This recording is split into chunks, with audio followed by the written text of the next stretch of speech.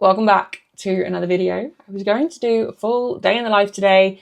However, I did forget to pick up my camera for the first 2 hours of my day. It is now 8:30. I'm now about to have breakfast. So far today, I've literally gotten up, walked the dog for about 40 minutes, kind of had a shower, got ready for the day, got logged on, and I've literally just gone downstairs to heat up my breakfast. So I wanted to do a bit of a full day of eating because today is day one of my deficit back down. So for anyone that doesn't know, I said at the start of the year that this year I would like to sit in my weight class. I want to actually cut down, I want to sit in the weight class, and I just want to essentially lower my body's setting point, because if I want to have a future in the 84s, I need to get my body weight back down, because it's been creeping up over the last few years, which is obviously naturally going to happen as I gain more muscle. And I just got to a point where I was like, okay, I think I need to just dedicate this year to actually getting my body weight down. So at the start of the year, we did do that, and I ended up sitting around 85, but because of back-to-back comps and just overall stress on my body, it just took its toll on me, and I needed a bit of a diet break. So my nutrition coach and I, we set out a plan to have a bit of a diet break. Now, I did kind of say to her the other day, before, quite a few weeks before the plan was to go back into a deficit, that I want to get back into the deficit now, because I have 10 weeks at home. So I have 10 weeks where I've not got any major weekend away planned, not got any weeks away planned, not got any trips planned or anything. I've got 10, it's rare that I have 10 weeks at home. So I'm like, let's just take advantage of this. So we're kind of timing it to Western Euros, because Western Euros is when I'm next going to be actually properly away. I've got a comp weekend before that. But Western Euros is my next proper trip away. Also, Zuko is asking to come up on my chair. Yeah, so Western Euros is my next proper trip away. So I was like, if we just deficit down as much as we possibly can, obviously within reason, to Western Euros, we'll assess where I'm sitting, go from there. So that's kind of the plan. So currently my calories have been dropped to 2,000, which I think is probably quite aggressive deficit, but I would rather get ahead on it and see where we sit. So obviously if we drop really quickly, we can increase food again, so that's fine. So I thought I'd show you guys what I'm actually eating in a deficit. So for breakfast, I have got a breakfast burrito. I actually made some Weetabix overnight yogurt thing that people have been obsessing over. I haven't actually tried it yet. But I'm going to have that for lunch, because it's going to be my pre-training meal, and then I'll have my pre-training snack after. So macros in this breakfast burrito are, so we have got 599 calories, 49 protein, 65 carb, and 18 grams of fat. So in there we've got some beef mince, some beans, some eggs, some cottage cheese mixed in as well when I was cooking it all up. I've also got 15 grams of mayo just so it's not dry, and then I've got a white tortilla wrap, because I try and have whole grain in most things, but I cannot.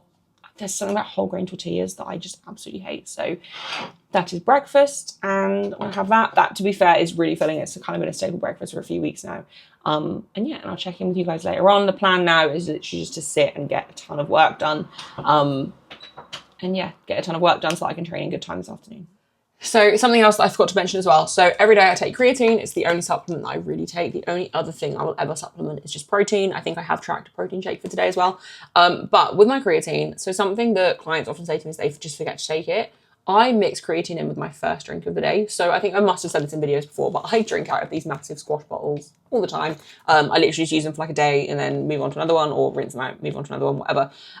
And every morning when I fill it up, I basically just put my scoop of creatine in. So my first full bottle of squash in the morning, I just literally add creatine to. One thing I have noticed that is a bit of a theory is that if I mix creatine in with less than half a bottle, it does cause a little bit of stomach upset. So generally speaking, I'll just mix it in with a full bottle. And this, I'll probably finish this by I started drinking it just before 8 o'clock. I'll probably finish this bottle by 11, half 11, maybe 12 at a push.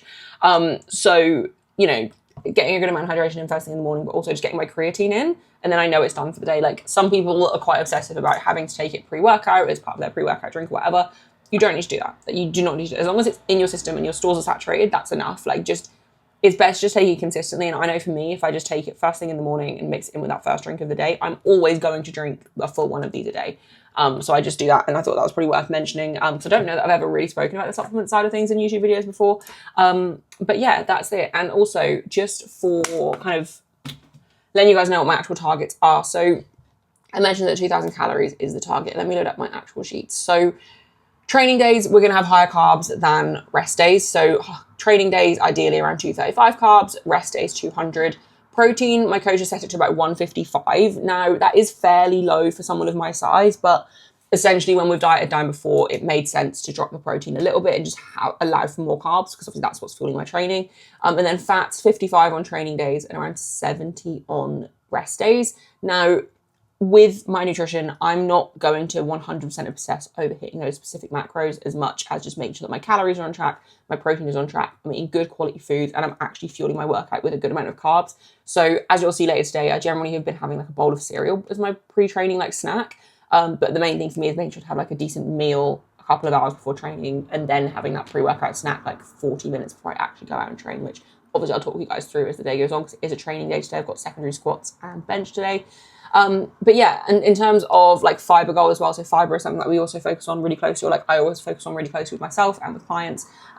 Generally speaking, I try and hit about 30 grams a day, but I will be honest, I have slacked on that a little bit. Currently with what I've tracked for today, I'll be at 27 grams. So I'm happy with that.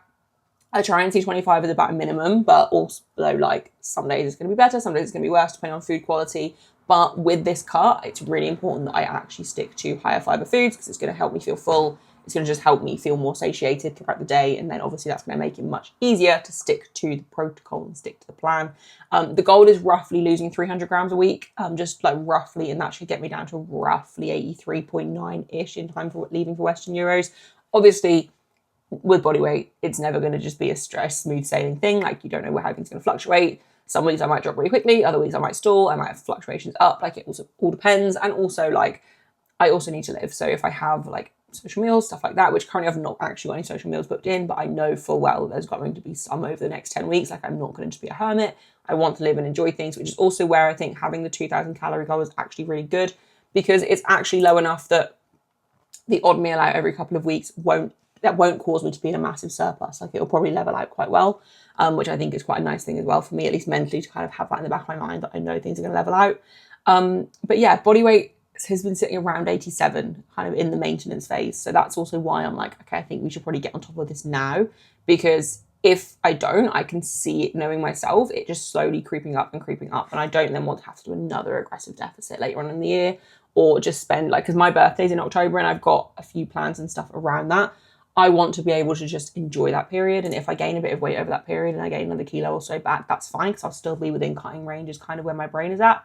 But equally, obviously, if I can keep the deficit going and actually get myself in the class, then that's fine. I did speak to my coach, because she, and she's absolutely right in saying this, maybe it's not the wisest thing trying to sit in the class for me, because clearly my body doesn't really want to sit that much lighter than it currently is. But for me, like, being an 84 kilo powerlifter, the only other option is 84 plus, and I'm not going to be competitive as an 84 plus. And if I was, I would have to gain such a significant amount of weight that I wouldn't feel healthy in my body, I wouldn't feel healthy in my frame, and I'd probably be more susceptible to injury as well, because I know as soon as I get above that 88 kilo range, I generally just don't feel like I'm good in my body. Like, I feel, it's not a body image thing either, obviously that comes into it as well. I just feel heavier, I feel like I'm not recovering as well, and I just don't feel as good. So that's where I think sitting a little bit lighter and trying to really force that is probably the best option. But I also think my metabolism is not super quick, and 2,000 calories long term is probably not overly sustainable for someone training 5 days a week.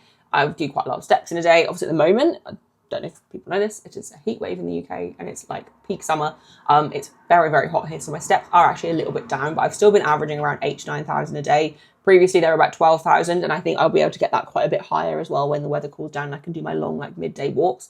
But I will say I've been doing more cardio, and I essentially think the way I'm going to get my body weight where I want it to be is going to be a lifestyle thing more than anything else, which obviously makes sense. Like, it's not just going to be the diet, it's also going to be actual movement. So we're going to stick to a minimum of 2 cardio sessions a week for now, potentially up that to 3 going forwards. I've also got a walking pad. Now, I haven't been using it because we have Zuko's chair behind me, so there's not actually tons of room for it, but also my standing desk is broken. So I haven't been using my walking pad, but what I am going to do this week is order a new desk. I need to just decide what I want to do and what I want to get, and just make sure that there is room with that chair behind me for the walking pad to fit. I did contemplate selling the walking pad because I've literally not used it since we got Zuko, and Zuko is nearly 2. So kind of just sitting there collecting dust. But I think for me, it's going to be easier to just start using that again, get that out under the desk, and just do really slow, like, walking as I'm working every day, and just get those natural steps a little bit higher. And I think that would be good for me as well. And also with the lower back flare-ups I've been having, if you watch my videos, I've been having more lower back flare-ups recently, and just a lot of stiffness around my lower back. very easy solution to that is just not sitting as much. So I think actually getting a standing desk again, even if I don't end up using a walking pad that often, will benefit my recovery anyway. So that's kind of where my head is at. I'll probably talk more later in the video about why I'm not willing to kind of move up. And like I've had a conversation with my coach about potentially trialing being an 84 plus, which I'll talk about more later in the video. Okay, so it is 20 to 12. I couldn't hold out any longer. I was trying to wait until a little bit later to eat my next meal, but I am so hungry. So I'm gonna have it now. So this is like overnight Weetabix that people have been making, and the whole time people have been eating this, I thought it looked disgusting, but I was like, do you know what? I'm just gonna give it a try. It's like vanilla yogurt with some, well, it's Greek yogurt with some vanilla flavouring in. It's dark chocolate chips, some blueberries. We'll see what it's like. I've got some Philadelphia lightest like cream cheese in there as well. Macros for it are, let me have a look. So we've got 412 calories, 21 grams of protein, 63 grams of carbs, and 10 grams of fat. So within that, there is also 7 grams of fiber. And then also got a 2-scoop protein shake. So with the deficit, I do definitely want to get out of the habit of having shakes because obviously eating my calories will be better. But because I'm having this now and because I'm going to be training about 3, so it's like 3 and a bit hours away, I've got a small bowl of cereal to have before I train as well. So basically just to keep my appetite away and just make sure this is as filling as possible. I'm having a 2-scoop shake with it. But yeah, down the line, I definitely want to get in the habit of eating more volume, and obviously that's a big thing when you're cutting weight rather than drinking. Like protein shakes will keep me full for a while, but obviously I'd rather eat the food and have more overall food volume. But this cut, to be honest, I did a little food shop last night, but it was very mini. Like I haven't really planned out anything yet, and I think I just need to keep coming up with new meal ideas and new options and stuff to try. So we'll see. But I'm also really intrigued by this because the idea of like Weetabix as the base just kind of grosses me out.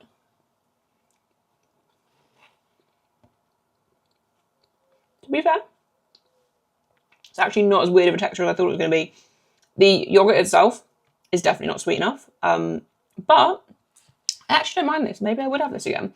I bought a massive pack of Weetabix as well because I'm such a cheapskate. I want to buy like the best value for money. So I got like 40 Weetabix downstairs to now use up, so I'm quite glad I enjoyed this. Otherwise, that would have been a waste of money. Okay, so final verdict on the overnight Weetabix, which has been a massive trend for ages now, and people have been making like really creative flavours with it and everything. So I was like, I'm going to give it a go. I love a sweet treat. I need to start incorporating more like macro-friendly, I hate that phrase, but like macro-friendly sweet treats into my diet, especially with this deficit. I need to feel like I'm having some kind of nice sweet craving like hit every single day, right?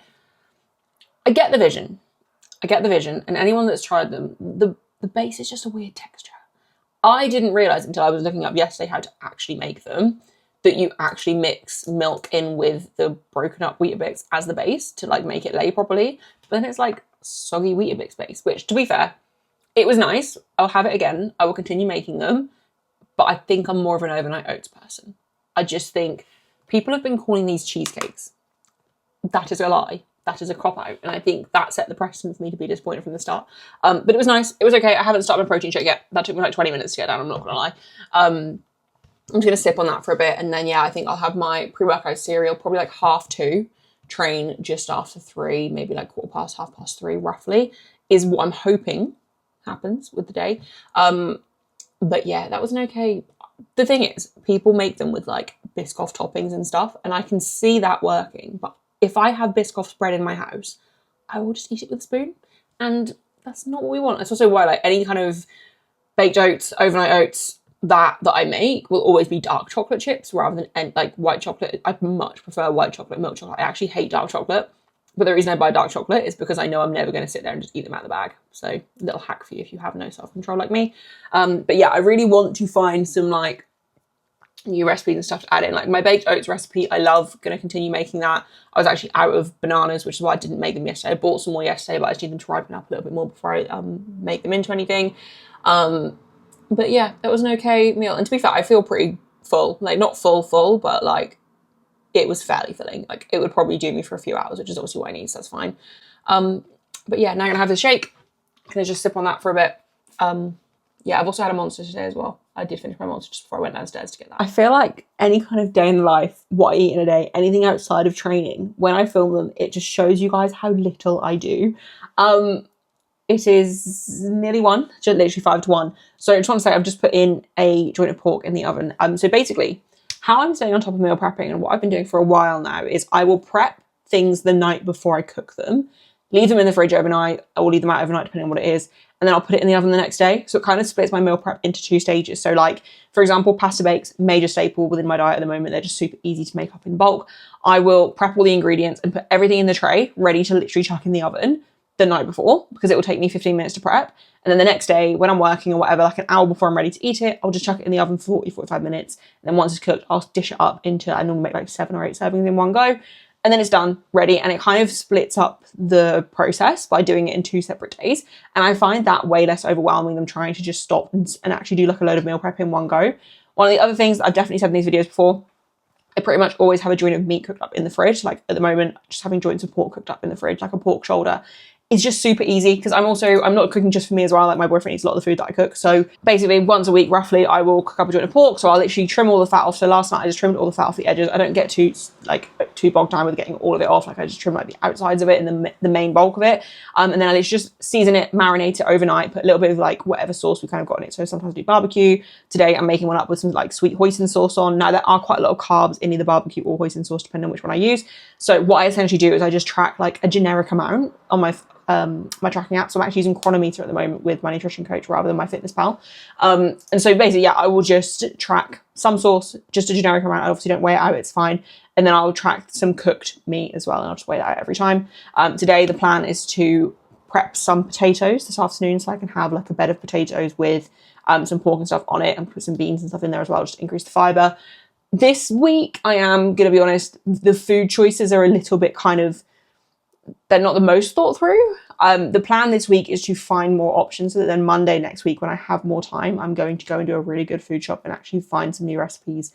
Take the time to go out and buy the ingredients that I need and just actually trial some next week. But this week is just kind of getting back in the habit of being in a deficit, which, to be honest, I've been pretty on the ball with tracking this whole time anyway. Like I haven't taken a break from tracking even when I've been in maintenance. Like the only stuff I've not tracked is when I have gone out for meals and stuff, but I've made an effort to track everything leading up to that. So it's not like an overwhelming change. But yeah, I just wanted to mention the fact that essentially I'm finding it way easier to stay on top of meal prep if I don't try and do it all in one go. I just keep things topped up all the time. Like every couple of days, I'm probably going to cook up something different, but it just doesn't take me long, like 10, 15 minutes at the end of the day, just to chuck everything into a pan. Like I'm very big on like 1-pan dishes and stuff like that. And then I'll just cook it up the next day, chuck it in. I don't have to even think about it. It's just super, super easy, convenient. And I would highly recommend doing that if you are someone that finds it kind of overwhelming trying to do all your meal prep. Obviously, I have the luxury of working from home, so it's a little bit different. I have a bit more control about when I cook stuff up. But even if you're working like a 9 to 5 or you're out all day, you can get home and then put it in the oven when you get in, and then like maybe do some housework or whatever, or just chill out for an hour while it's cooking. So there's definitely ways to do it. And yeah, that's something I've just found works really well for me. Okay, so I've just had like massive sneezing fit. I am now about to have my pre-workout cereal, 50 grams of Frosties. It is 25 to 3. Apologies if you can hear the fan in the background. It is so warm here. I am not looking forward to training in this heat. It is also week 3 of the block. So my block's currently like 3-week blocks. So it's not like super heavy. Week 6 is going to be really heavy. But it's quite a heavy week. So take a good time to start the deficit. But no, I am not looking forward to training in the heat, but it's all going to be fine. I will say appetite is through the roof today, but that's also not a surprise. I always have a big appetite, but not a problem. I'm pretty much finished work for the day, which is great. I am now just going to look and buy some furniture. So I'm going to train in about 40 minutes or so. I'm literally just going to go online and just find a new desk for my office so I can get my standing desk and actually start getting my steps in again. And I'm also going to try and find a couple more bits that we need for the house as well. So I'm going to do that now just to kind of switch my brain off from work mode. And then yeah, I'll see you guys when I get out there to train. Okay, so it's 3:30. I am now in the gym. I am mentally preparing for this session. Squat 6s and 7s, Hatfield squats in this heat is not going to be fun. Like I'm literally just sweating from doing nothing. But it's fine. I'll survive. I think in these situations, you just have to accept that it's going to suck.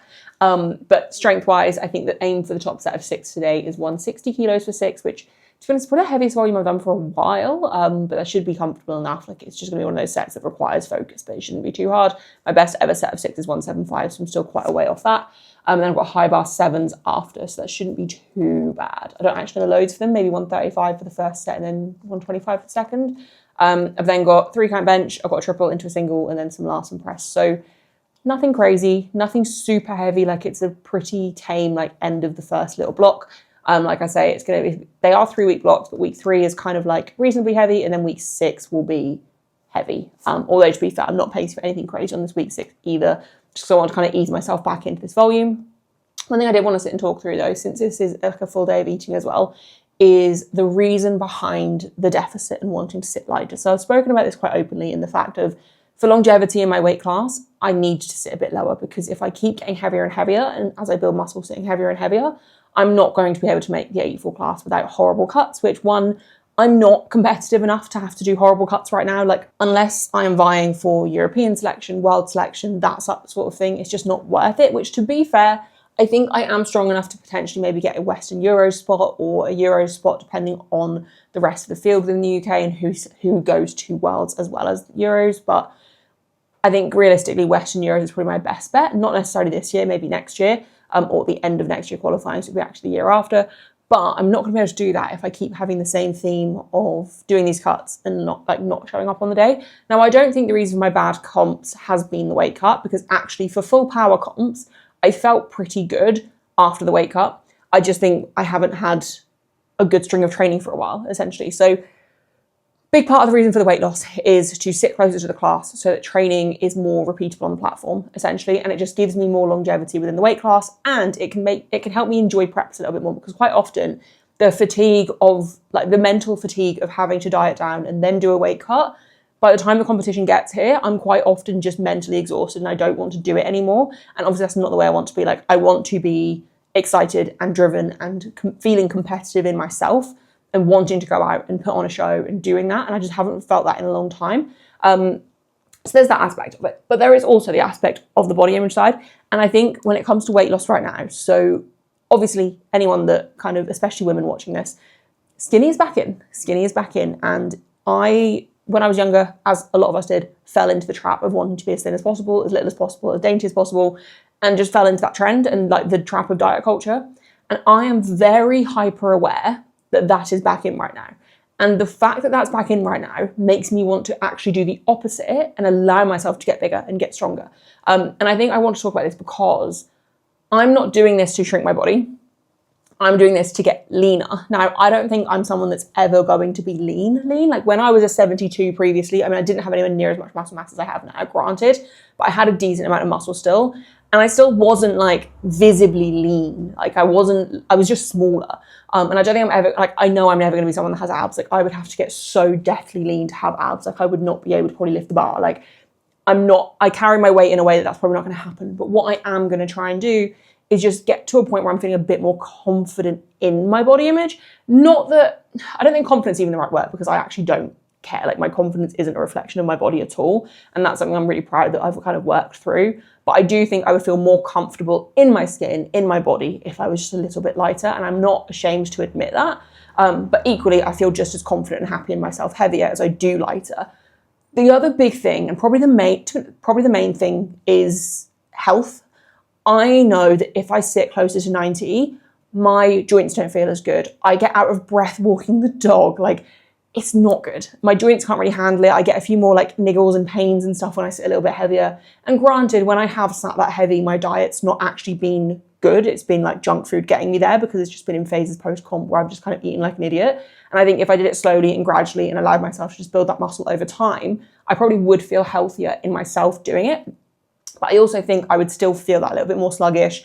I would have to still keep my expenditure up so high in order to just keep my body moving. And I think when people gain weight in this sport, quite often they don't think about the fact that if they don't keep their body moving, they are just going to end up feeling sluggish and heavy and not athletic. I miss feeling athletic. I miss feeling physically fit. I miss feeling able to just run and jump and, I don't know, climb up off the floor really quickly. Like, and that sounds so silly, but I just haven't been able to do that for a long time. And I think over the last few months, even with the weight loss at the start of the year, I quickly noticed when I got back down to like 85, 86, that I was just moving way easier in everyday life. Running up the stairs, I didn't get out of breath. Like, silly things like that. Even though I was never like super out of shape, and it's literally just a matter of a few kilos, it's still a noticeable difference in my day-to-day life. And I'm kind of on a mission right now to get to possibly the fittest I've ever been in terms of actual like cardiovascular fitness. Maybe not quite as fit as I used to, because I used to do a lot of cardio-based sports. Like, football was my main sport growing up and stuff. And I played like every sport under the sun as part of my school as well. So probably not maybe as fit as when I was actually like younger, but like fitness in adult life, I want to get to a point where I actually feel able to just go and do things and not worry about the fitness aspect of it. So that is also a big thing.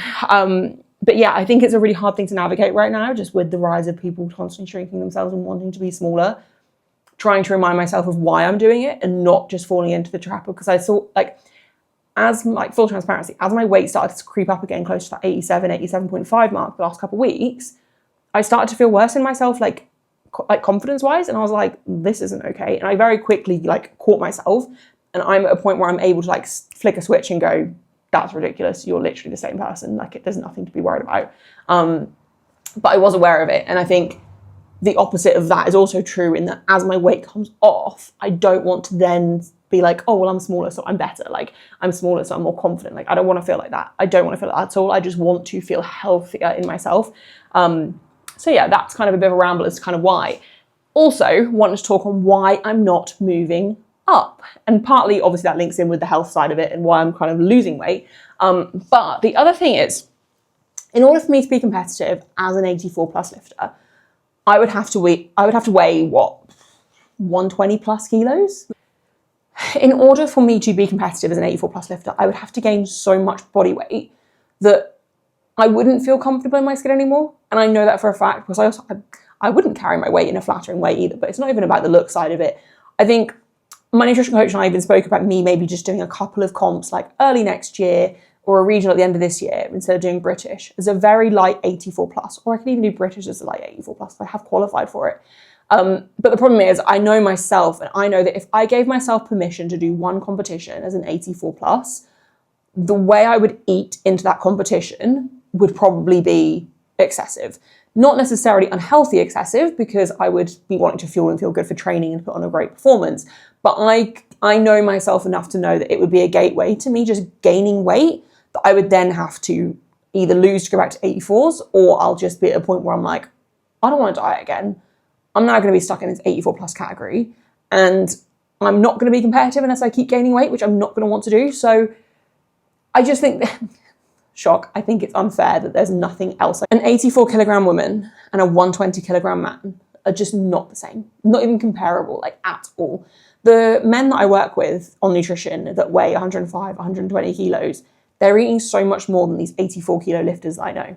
And there's nowhere for us 84 kilo women to go unless we just give up on our hopes of being competitive, which also isn't fair. And you know, I do want to be the biggest, strongest version of myself. And I'll never say never to moving up, but if I do move up, it's essentially going to be me giving up hopes of earning that GB singlet, for example. Like, that will be when I give up on that hope. And I'm not ready to do that yet. So that's also the reason why I want to do this weight loss thing. And this year, if I don't end up doing British because we're so focused on the deficit and getting my body weight down, and my training just doesn't feel necessarily productive, like it doesn't feel worth going into a peak, I'm better off focusing on more volume, continuing into this like off-season phase, so be it. My best increase in total was when I took about 8 months off competing a couple of years ago. I had, it might have even been long, might have even been 10 months. It was like 8 to 10 months off from competing. And I just did so much volume, pushed my body so hard for like 8 to 10 months, went back on the platform. First competition back, there was some platform rust. I still PB'd, but it wasn't amazing. Second competition back a couple months later, my total was unrecognizable. I think I'd added like 40 kilos, maybe 50 kilos to my total, which at the point in the sport I'm at is a lot. So I am open to basically not doing British and just focusing on this bodyweight management side of things, staying deep in an off season, and then coming back next year and putting the total up that I'm kind of proud of, but we'll obviously just kind of see. I am looking forward to competing again. Like, I actually am feeling ready to kind of focus on a competition again. The way I've paced my blocks as well, like I've essentially paced everything until British, so I don't really have to analyze my programming too much apart from small tweaks between now and British if that's what I decide to do. But obviously I'll decide nearer the time. But yeah, I just wanted to talk through why I'm not moving up a weight class, at least not yet. Don't get me wrong, if the body weight, like the weight loss management and stuff doesn't go exactly how I want it to, and I do end up being like, actually, do you know what, I am better off weighing 85 to 87 kilos, maybe 88, then yeah, I'll probably do a regional next year as a light 84 plus, and I will speak to Hannah, my nutrition coach, and be like, keep me locked in. Do not let me sit above 87, 88 kilos, and I'll do the comp there, but we'll just kind of see. But yeah, that's where my thoughts are at and like the logic behind it. I just think it's important to check yourself. And I do this with nutrition clients as well. Like if a powerlifter comes to me and they want to lose weight or drop a weight class, it's very important to analyze the reasons why and essentially check that it's not just to follow the trends, and it's actually in their best interest. And I know for me, I feel healthier when I'm lighter. And at this point, I'm kind of picking health over strength, but I think temporarily, for long-term strength, that's probably the best move.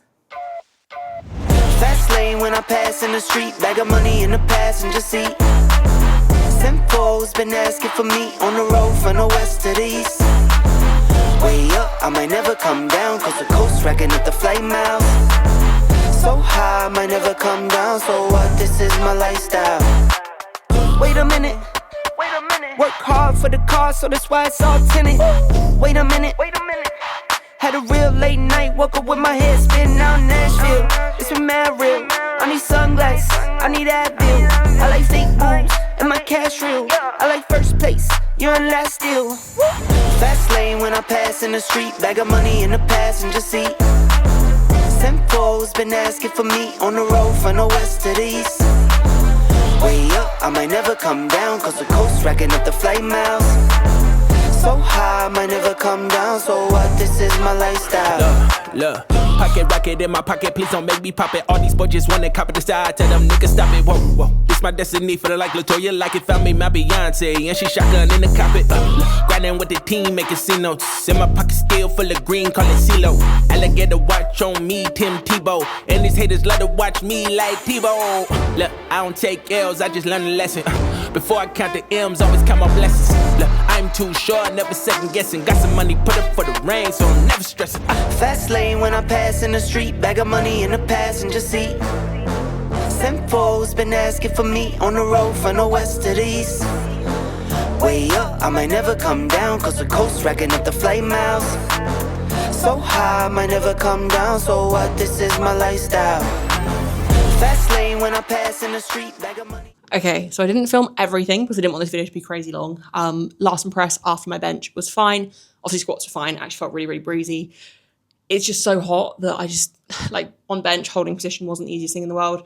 Hatfield squats I did after bench, and I just didn't want to do them because it's just so hot. But like in this heat, all you can do is just take your time a little bit more. Like this session usually takes me between an hour and maybe an hour and a half if it's heavier and I'm going a bit slower. I think today it took me like 2 hours and 10 minutes, which is so slow for me. But in the heat, you've just got to do what you can. So just had long rests kind of between movements, not necessarily between each lift or like each set, but between squats and bench had a little bit longer. Between bench and Hatfield squats had a little bit longer. And then I just did some upper accessories at the end as well, just some dumbbells. But yeah, so because this video is more about food than anything else and kind of what I'm eating in a day, I have amended what I'm actually going to be having for dinner because the potatoes that I'm going to have with my pork, I was going to have with my pork and the veg, is going to take me like 40 more minutes to actually cook in the oven. So I'm not waiting that long to eat. I didn't really think this through. So what I'm going to do instead is just make some like nachos. So with the pork that I've cooked up, I'm going to go in and just kind of shred that up in a sec. Have that on a bed of tortilla chips, essentially. Have some pinto beans, and then going to put a little bit of chimichurri sauce on top. So that will take me ever so slightly above the 2,000 target. I mean, the target is actually like 2,000 and something. I don't know exactly what it is with the macro split, but essentially I'm like 50 calories over, so just over 2,100 calories. But protein is 157. Carbs are, I'm using Chronometer app, and it separates the carbs from the fiber and just kind of has like net carbs. So net carbs is 223, but I like to combine the two. So fiber is 26, so like roughly 250 carbs, and then 60 grams of fat in total, which to be fair is fairly close to the targets that are set. And like I said earlier in the video, I'm more focused on like overall calorie intake and having rough ratios similar to what the targets are than like specifically having to hit exactly these macros. So yeah, overall, I'm pretty happy with the day. I think in terms of actually hitting my targets and stuff, pretty happy with that. It's felt pretty maintainable. It's just a case of keeping on top of meal prep. So with the potatoes that I was going to have tonight, I'm now going to go in once I've eaten. I'll prep them, put them in the oven while I eat, and then literally just dish those up into 3 portions for the next few days. So I can just have those instead and have like more veg and stuff within that. That'll also help and my fibre as well, having potato, and then I'll probably put like some peas and stuff in there with it. I think whatever we've got in the freezer. We always have frozen veg in the freezer. Obviously it's in the freezer. Anyway, that wraps up eating today. Plans for the evening. So it's now literally 5 to 6 now. Plan for the evening is obviously go in and have dinner. Have a good shower because I feel disgusting. And I think I'm just going to chill out. It's too hot to walk the dog again, so I'm not going to get really many more steps in today. Don't actually know where my steps are at. They're probably like 6,000-7,000, so not too high. But by the time I plod around the house and stuff, they'll go up to about 8,000-9,000 anyway. And yeah, I'm actually just going to chill out tonight. I think I might do some painting up the table in the living room and just chill out, try and relax and get an early night because I'm up about 6 tomorrow, so I want to get a good night's sleep tonight. But yeah, I think that's probably going to wrap up the video, guys. Thank you very much if you made it to the end. I really appreciate it. Please be sure to leave a like, comment, and subscribe. And I'm going to do more of these like full day videos going forwards, because I think they're a little bit more interesting than just watching my actual training and nothing else.